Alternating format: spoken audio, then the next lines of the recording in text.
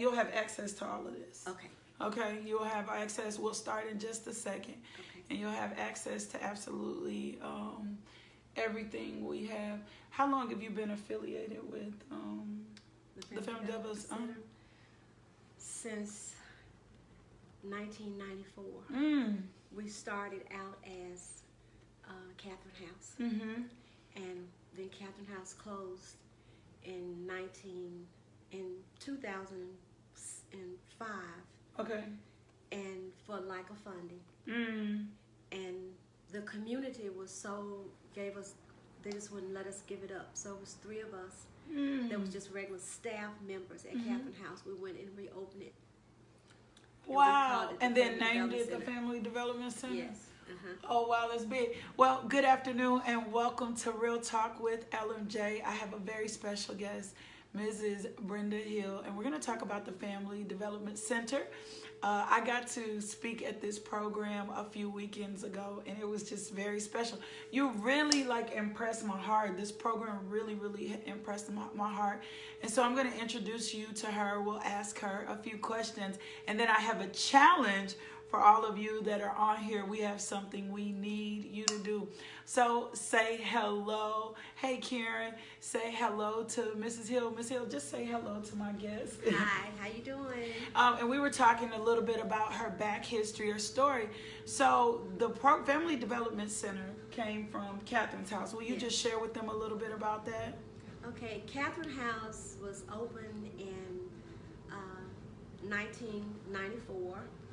And it was probably about the only Teen Mom program that was in town at that time. And so Teen Mom program was very expensive. Oh wow! What makes them so expensive? Well, the services that they require, because they're young people, they have babies, and the services that a regular single mom and her family would receive, teen moms are not eligible for those services because of their age. So it makes it a little difficult for us to help them, so we have to come up with our own funding. Oh wow. And so Catherine's house was in existence for years. You worked at Catherine's house. Yes. And then Catherine's house closed. Yes, for lack of funding. Okay. And the community just kept calling after we closed, asking when we were going to reopen. And so 3 staff, including myself, from Catherine House, decided to reopen the program, and we named it the Family Development Center. You guys are so bold. You're so courageous, and I'm so excited to even talk to you because that's so big. Like, you guys could have just said, forget it. We're not going to do it. But you guys came back and said, nope, you know what? We're going to open this. This program is important. Why is this program so important? Because we knew that we were making a difference. We knew that we were providing hope. We knew that we were giving them dreams. That's and good. That was just too important. Even after a few of the first girls that came to the program and graduated, they never left us. Oh wow. They kept coming back. You know, wow. We became their extension of their mother and father. Yes. And so even now we have contact with them. Oh, that's big. And so the relationships, we built relationships. We made impressions. We were role models for them. That's good. Yes. And so we knew that this was an important program. And so we listened to our conscience. Oh, that's good. That we could make a difference. And so we're still out there struggling. But you listen. We listen, and we are making a difference. Do you, and that's important, and I'm glad you said that, because a lot of times we ignore that inner witness or that thing that's telling us to go do something beyond ourselves. And it sounds like what you 3 said is, we're not going to worry about funding. We need it, but we're not going to worry about it. We're going to put this program back in place so that this program can be a benefit to teen moms. And I was talking to you a little bit about what happened before, and one of the things I significantly said is, once someone gets pregnant and they're pregnant out of wedlock, our judgmental self will say, well, that's on them. Yes. And then you say what? Well, people make mistakes, and there they're young people, they're teens. And so they make mistakes, and they're our children. We just don't turn them out because they've made a mistake. We're there to hold their hands, to teach them, which is even harder now because they still are trying to be adolescents, and we know what they go through. And now they're a teen mom trying to make it in school, and we're trying to teach them how to be a parent, and still try to teach them how to dream for tomorrow. Oh, that's big. And it's just very difficult for them now. They've compounded their problems, and so they need us now more than ever. You know, we still have the chance to make that difference. How do you teach a baby to take care of a baby? Because for me, 13, 15, 14, 15, 16, 17, that's still a baby. Yeah. So how do you teach a baby to take, what kind of programs, what kind of things do you guys have in place? Well, one of the things that we always felt that made us different from any other program is that we had our own child development program. And so they would enroll their babies in our program. We would have parenting classes. They were required to come and spend time in the child care to watch the staff as they managed a group of children, how they talked to them, how they were able to teach them things. And we did parenting classes. We bring in people from the community to teach them how to plan. That's good. How to, even in cooking, how to plan meals. We had cooking classes. We do case management where we go to the homes. A lot of times the parents identify the greatest needs to us, and so we go to the homes. We help them with organizing their rooms to get out of there in the morning with their baby. Yes. And just whatever their needs are is on a one-on-one, you know. Yes, ma'am. Case by case. Right, case by case. And we're there to support and help them. That's good. Sometimes we might have a team that's homeless. And then now we're That's a whole different issue. Now we're working with DHS and making sure that we're doing what's required by the state to keep them in our own homes. Okay. So let me ask you this. What if I was a parent and I found out my 13-year-old was pregnant, what would be your first advice for that parent? Because I, as a parent, I'm going to already feel like I need to assume this responsibility. But what if I have my own young kids and work and career and all this? What do you first say to a parent that encounters this? Well, right now, mom is hurt. Yeah? And she's also wondering now, how are we going to make it? You know, now you're bringing in another mouth to feed. And so she's very angry. And so our first step to do with mom is to listen to her and let her talk this out with her. And then we start sharing with her what the teen is going through and what she might be feeling now. And we talk about after the baby's born. Oh, that's good. After the baby's born, you won't feel this way anymore. And so kind of give her hope. I love all my grands, so I understand. Like when my grands hit the scene, I was like, okay, this is different. Yeah. And we talk about the baby is not a mistake.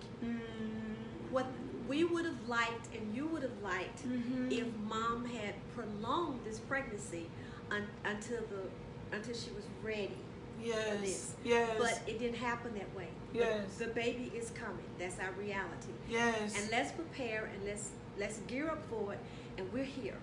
We're here to help and support you. And I love what you said, the baby is not a mistake. Often when we hear accident, we think that that person is a mistake. And I always say no, out of sequence perhaps, out of timing perhaps, but never a mistake. I don't care what. I don't care if it's a child born with a disability or whatever. No person that comes forth life, because you could have a miscarriage. And if God didn't see fit for you to have a miscarriage, and this person has purpose, this baby has purpose, this baby has life. So I'm glad you said that. So after we've talked to the mother, what kind of things do you do to encourage the teen?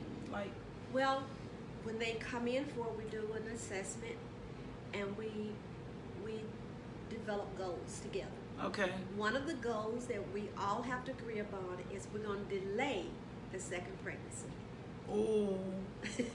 Do they come that quickly afterwards sometime? Like if you don't have those goals in place, are we seeing trends where people are more likely because to? that's a goal, then we're doing things to address that goal. Like bringing in medical people to talk about planning. Oh, that's big. Yeah. And another goal is school. You know, the goal too is that you need to finish high school, if not high school, GED. Okay. And so then we're gearing up to bring all those activities and tasks around the young teen mom to help her to be successful. So we're setting her up to be successful. That's good and sustainable. Yes. Where she can handle this and not just putting the pressure Yes. on like the mom or the family. Right. She's just as involved. So the teen mom doesn't get to abandon and we're like, whatever, this is your mom's responsibility. You guys are creating partnership between you, Right. the parents, and whoever else is Right. involved. So what about the teen father? How often do you see the involvement of teen fathers in your program? Well, something happened when we were actually attempting to do the fatherhood program that we hadn't expected, because there's not a real relationship. Usually after they have the baby, for some reason the father's out of their lives. And most times it's because of the grandparent feel that this Like is the not, mother or the grandparent to the father. yes, they just feels like, you know, this wasn't a good choice for you. And so what happened, we got the young lady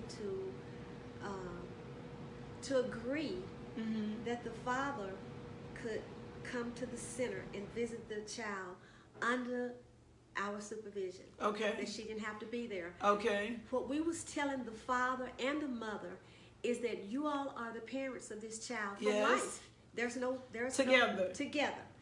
And that, okay, you can't make it together, but that doesn't have anything to do with you still being this child's parent. Yeah, and I think at 13 or 14 or whatever, emotionally, you're really not ready to handle relationships, even though that you think you are. And so sometimes that interferes with parenting. Right. My 21-year-old had a son almost 2 years ago, and he and his mom, they just couldn't get along. And I said, this has nothing to do with your parent. That y'all figure that out later. He needs both his parents to be involved. Yeah. So are you guys seeing many single teen fathers? Well, interesting about what happened with this little experiment that was going on, as we had men in the program that was actually meeting with the fathers, talking to them, and most of them felt that they just didn't want the mama drama. And so, baby mama drama. Yes. Yes. Baby mama drama. And so what happened as the men was telling them their role and responsibility as a father, they were taking them back to their own fathers. And if their fathers were absent or present. And most of them, they were absent. And how did that feel? And so now we're repeating the same mistakes over again. Same cycles. Yes. Yes. And so the fathers started volunteering to come up there and spend time in the classroom with their own children. And the mothers were so happy with what they saw. And the fathers started giving money other than child support money. Oh, that's big. And so then the mother and the father started developing a friend relationship. That's yes, good. of co-parenting. That's good. And so we are very successful.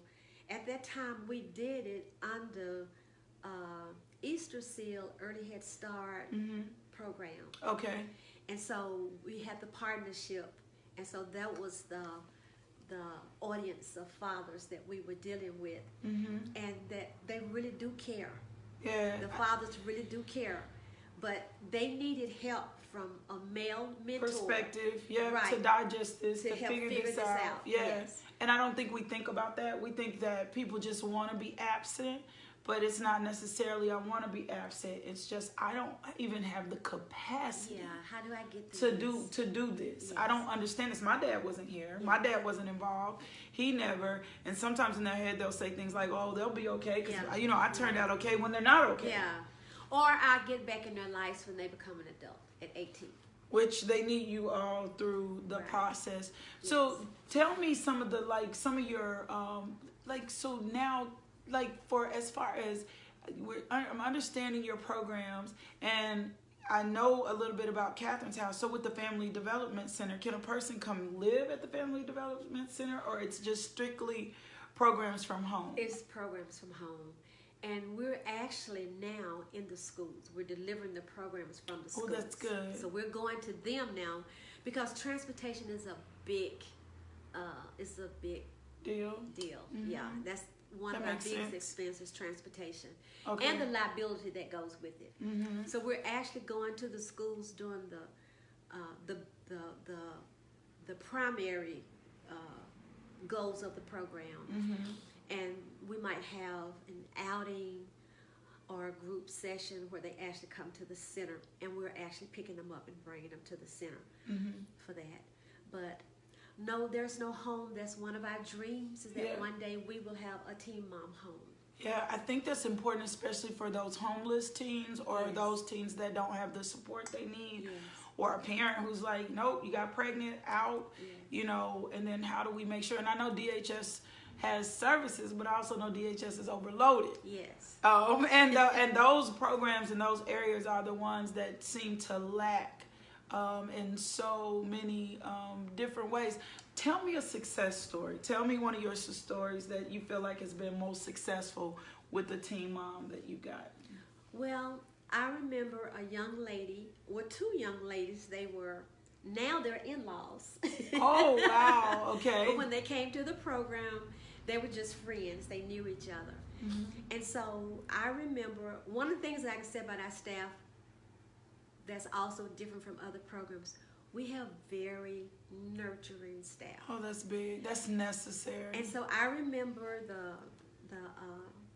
the social worker that we had on staff, her demeanor and how she treated the girls, how she listened to them, how she helped them to work through their issues.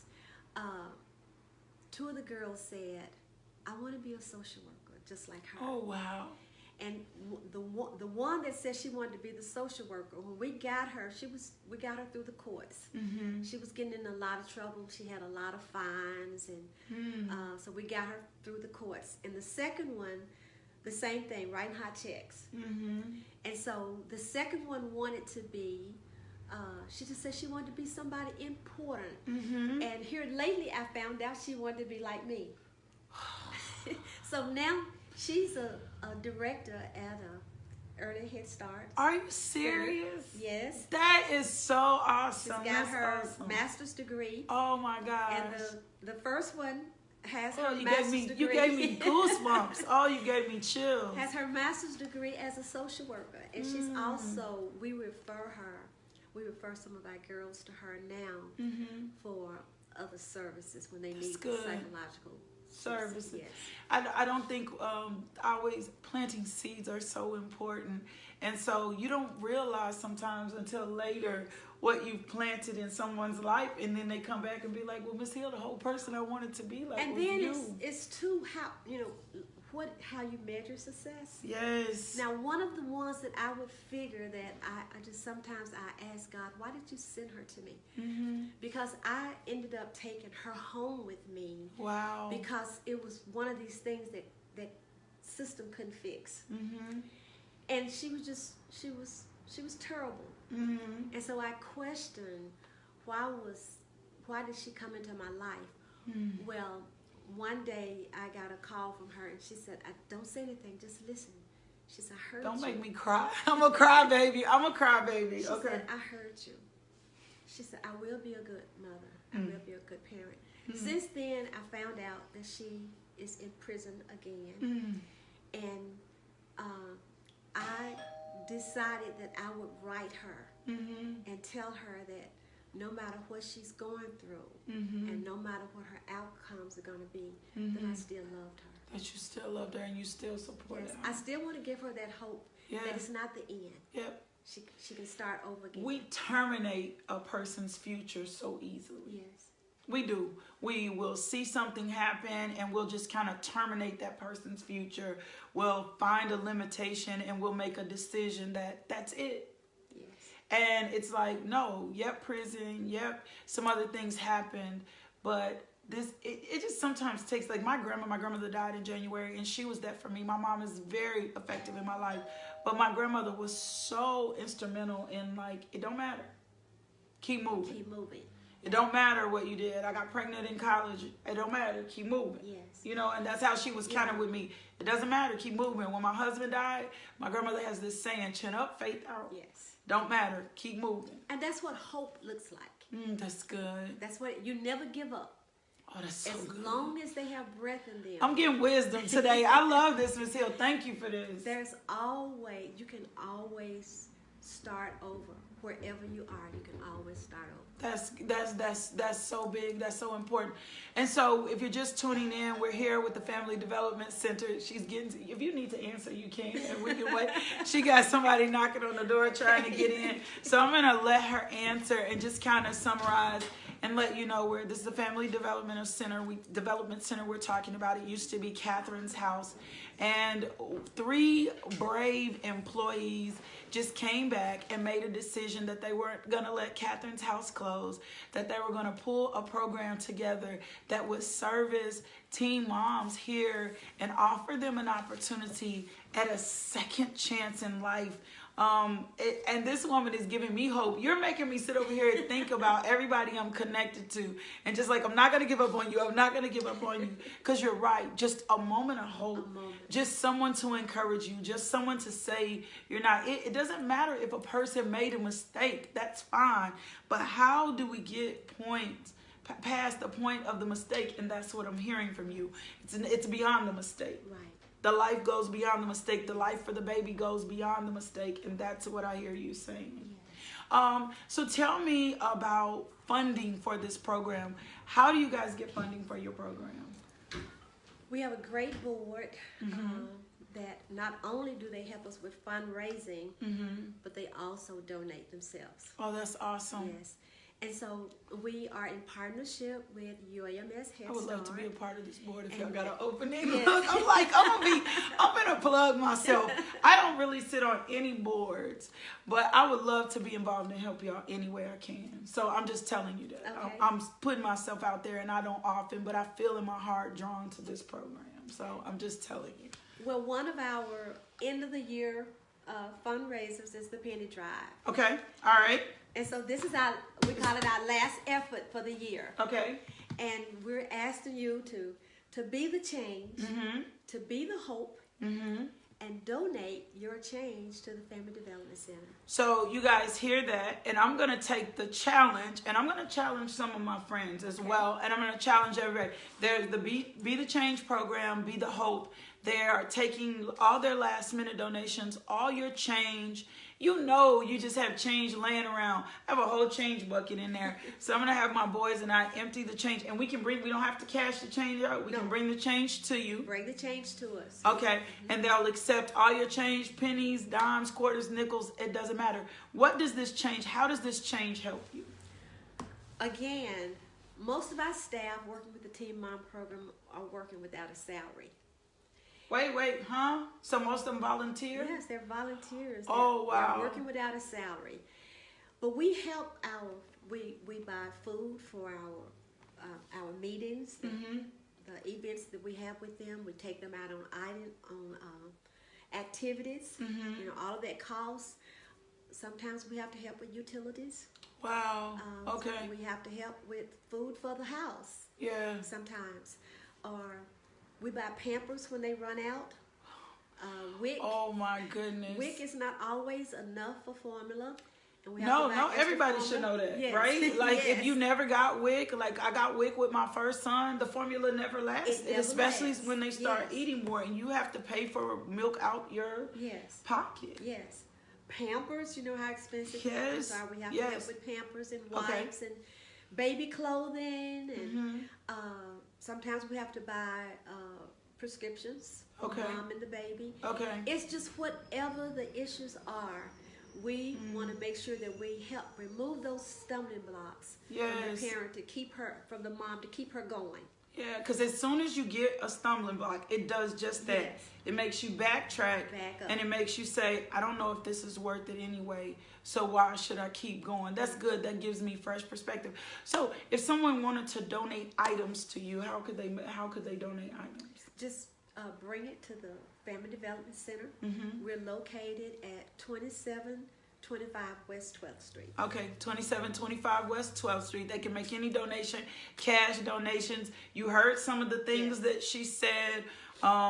So even what if somebody had WIC and WIC expired and they had cases of formula? Will you guys take stuff like that? Yes. Okay, so take formula, your expired, or not expired, but your formula you have no need of, diapers, wipes. I'm sure you can use wipes. Yes. Anything that you can think of a baby needs. What about clothing? Clothing, and we take birthdays, and we maybe every 2 months we'll celebrate a teen mom's birthday. So, and then we also give baby showers. Oh wow! And we actually go to the hospital when mom delivers. Do you? Yes, we're there, right there with her. I'm gonna bug you. I'm getting ready to get involved.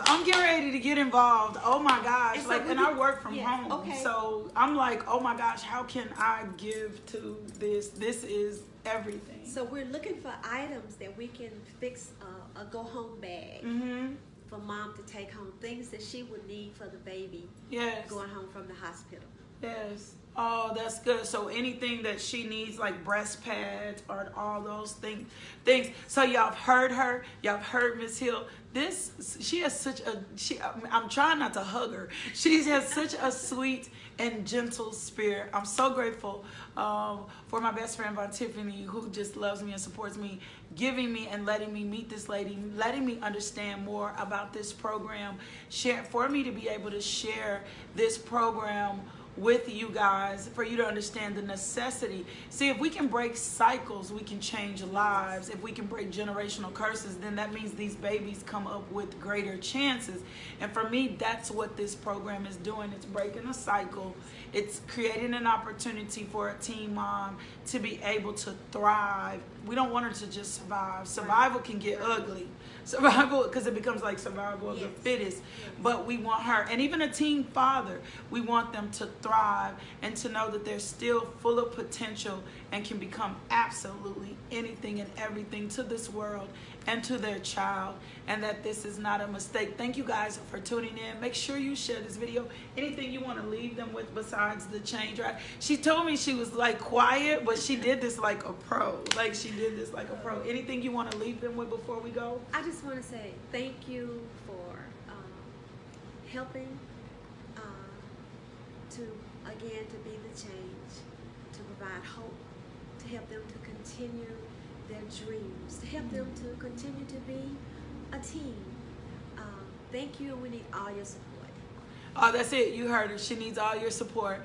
I'm gonna drop information about this. You guys know that this will be on podcast. We'll be back in next Wednesday when I have a special co-host, Mark will be my special guest, and we're going to be talking about social media relationships. So next Wednesday will be hot. Thank you, Ms. Hill, for coming on. I'm going to give you all this information of how you can make connections with Ms. Hill. You know, you guys can make donations through LMJ Ministries, and we'll get it over to Ms. Hill for sure.